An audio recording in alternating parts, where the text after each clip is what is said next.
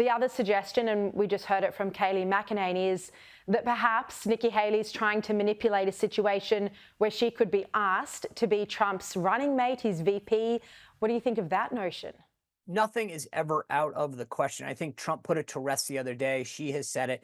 Bush ended up being Reagan's vice presidential nominee in the 80s.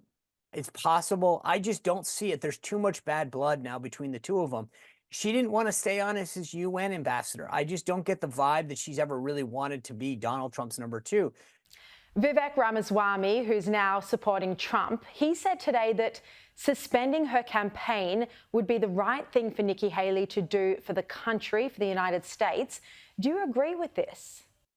Look, I think, as I said, I think it is inevitable that Donald Trump ends up our nominee, and the sooner we can turn to a general election where we can lay out that case between Donald Trump and Joe Biden, what 4 years of accomplishment under Donald Trump was like versus the 3 years that we've seen both domestically and internationally under President Biden. It's a very clear and easy case to make. I mean, she has a right to do it, but we're wasting time and money that could be focused on winning in November.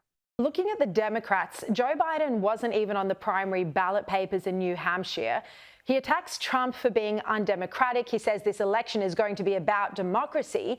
But then, Sean, what does it say that he was too scared to have his own name on the ballot paper? It gets worse. They had the state of Florida literally canceled their primary.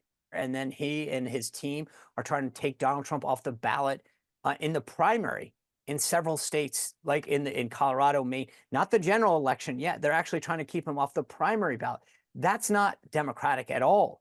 And so to be lectured by these guys on democracy and democracy being under attack, when they're trying to inhibit people from actually casting a vote and being able to choose who they want, I think that's a real tell right there who's truly not supporting democracy.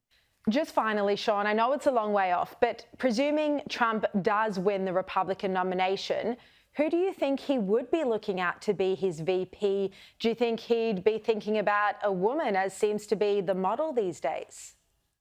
You know, Sharri, that is a fantastic question. I have a podcast, The Sean Spicer Show, and I talked about it today. I've talked about it almost every day. I think that there are 4 people that I put on that list right now. Kristi Noem, the governor of South Dakota, Sarah Huckabee Sanders, the current governor of Arkansas, my former deputy, Elise Stefanik, the congresswoman from New York, Marsha Blackburn, senator from Tennessee. There's a journalist named Mark Halperin. He really believes that Katie Britt, the new junior senator from Alabama, is going to be high on that list.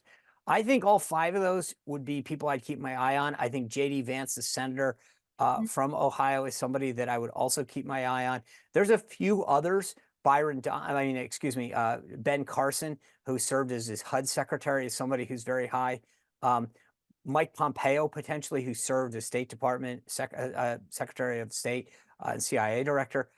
Those are what I see the short list. I think we're not big into identity politics on the right, but I do think that a woman would probably help soften him as he looks to get votes in key suburbs in places like Pennsylvania and Detroit, Atlanta.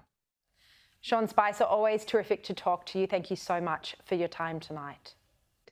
Always a pleasure to be with you.